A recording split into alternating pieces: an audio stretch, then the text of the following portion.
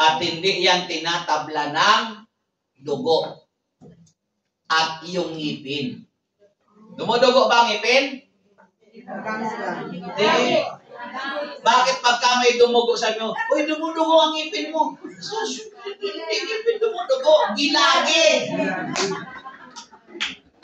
Kaya siya nagpapam. Nakakita na ba kayo ng sasakyan? Amen. Sasakyan. Amen. Bakit may tao bang sinasakyan?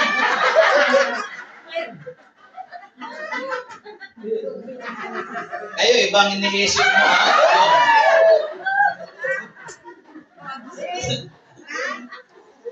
Yung mga magulang, pag may mga anak sumasakay. Oo, sumasakay yan. Sumasakay sila. Ginagaya nila ang tatay. Ito, sa kapatid. Di ba, mga kapatid, sa Panginoon? Ano yung sasakyan? Ano ang nagpapatakbo niyan? Makina. Gulong. Pag walang gulong yan, di na tatakbo.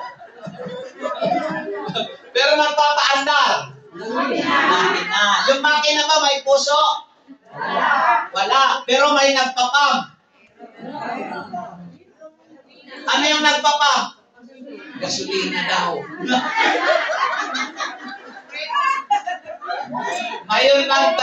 May dalawa yan.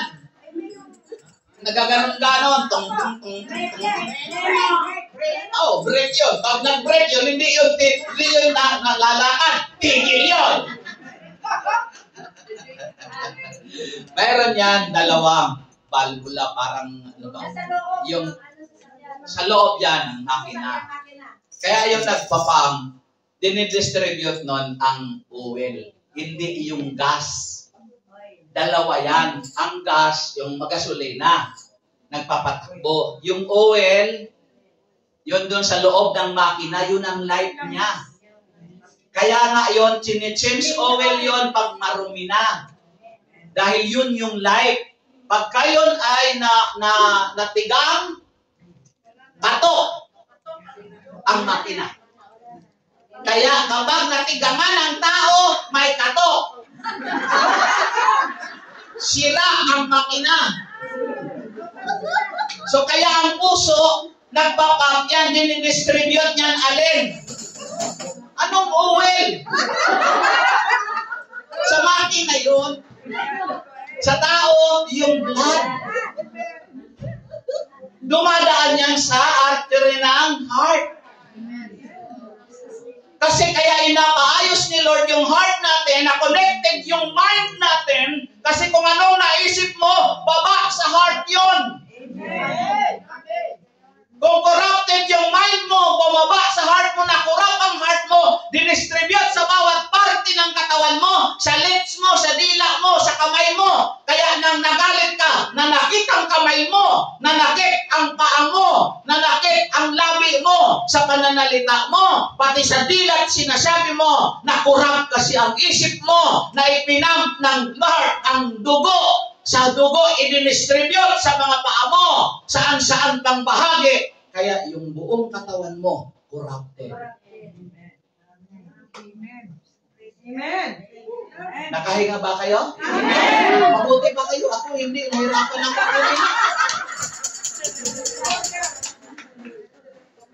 So yun, mga kapatid ko sa Panginoon, your way of life. 1 Peter chapter 1, Pedro kabanata 1 talata 22. Ngayon nalinis na ninyo ang iyong mga sarili sa pamamagitan ng iyong pagsunod sa katotohanan. At naghahari na sa inyo ang tapat na pagmamahal sa mga kapatid. Kaya maalam at kapus-pusot kayo na minamahal.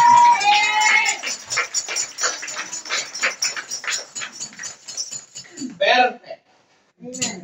Wala nang sigalutan sa loob kasi malinis na ang isipan.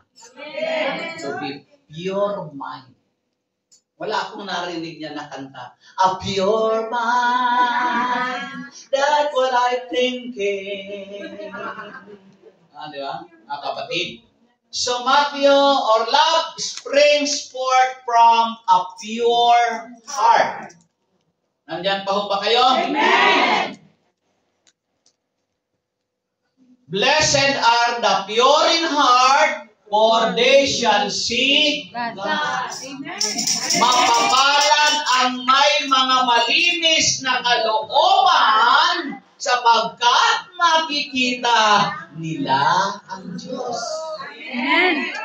By the way, literally, wala kang nakakita sa Diyos. Ang ibig sabihin po dito, for they shall see the God, na ibig sabihin, you will experience personally the presence of God. Amen. Hindi mo siya makikitang mata sa mata. Mata sa katawan.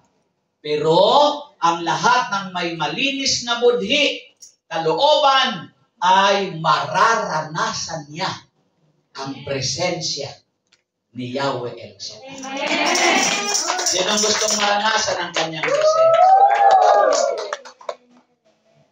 First Timothy, unang Timoteo, Kabanata 1, talata 5, ang layunin ng tagubiling ito ay upang magkaroon kayo ng pag-ibig na nagmumula sa pusong dalisay, malinis na budhi at tapat na pananampalataya. Panapan natin ang Panginoon. Now, matter of cheating. Nandito pa ba ang isip nyo? Kasi minsan, alam mo, mapaglakbayan eh. Kung saan-saan nagpupunta.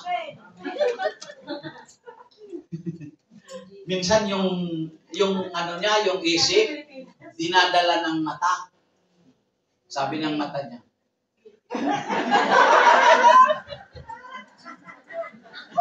May mga ganyan na. May mga pangyayari ganyan eh. Minsan nakikita ko lang, bigla ako nakakakita ng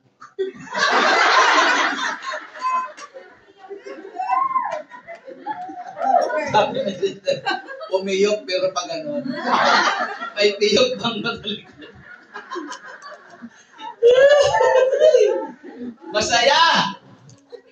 Dapat masaya lang talaga tayo eh. Amen. Sinong gustong mamatay agad? Subukan mong maglungkot. Sapagkat ang malungkotin, unti-unting namamatay. Halimbawa, technical yan eh. Sa lahat ng toko, siguro, mabibilang ko lang ang hindi ko yan na isama. Kasi awang-awa ako doon sa mga, mayroon kasi, but actually, in fairness naman sa lahat, dito mayroon akong mga nakikita na kahit masaya, pero ang mukha niya, ang expression.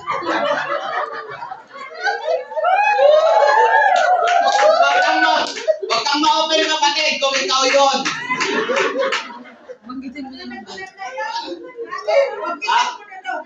Ako kasi, hindi nga ako doktor, pero hindi ako. Mukhang doktor. At ang pagka-doktor ko ay sa mga physical na ano ng tao, na figure. Kaya alam ko yun. Di ba? Yun, ano ba yung tawag yung kinukonsulta mo, ang doktor? Yes. Pagka kinonsulta mo ang doktor, sige tanong niya. Kasi inaalam niya kung anong ibibigay niyang gamot. Ako din, pagka-doktor ko, sinusuri ko yung tao. Nalalaman ko ang kalooban, the inner light at saka yung outer light. Kaya nakikita ko minsan, mayroon mga taong masaya. Pero yung mukha niya,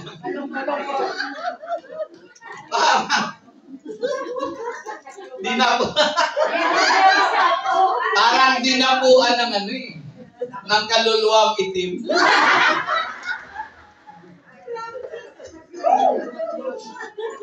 Sabihin mo, Lord, Lord. Ako ba yun?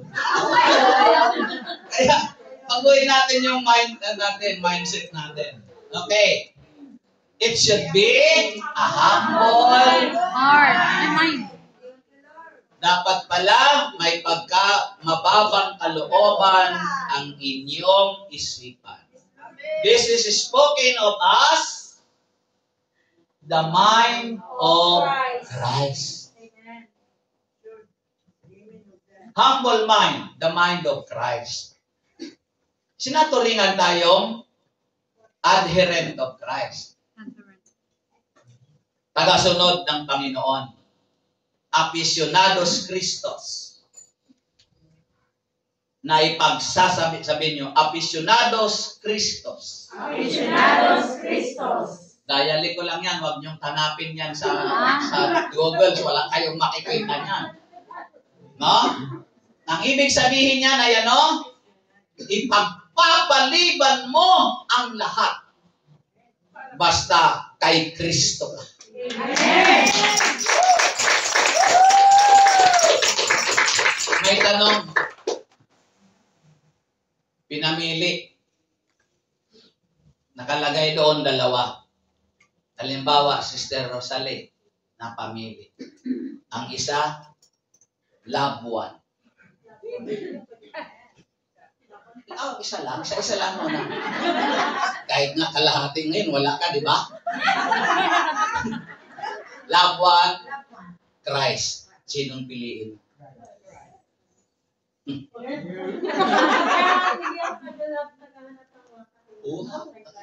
Kita mo, kahit gusto ka nang patayin ng sakit mo, hindi pumapayag ang Diyos. Yan ang tandaan nyo. Pag intact ang relasyon mo sa Panginoon, walang pwedeng gumanti sa ang tawag doon, anti. Walang kakanti sa iyo. Tagtarin ka na ng sakit, hindi papayag ang Diyos na atalunin ang kanyang mga anak. Kaya, be strong. And take courage. Be strong. Alam ko din yung kanta yun, kaya din mo masusugal. It should be humble mind.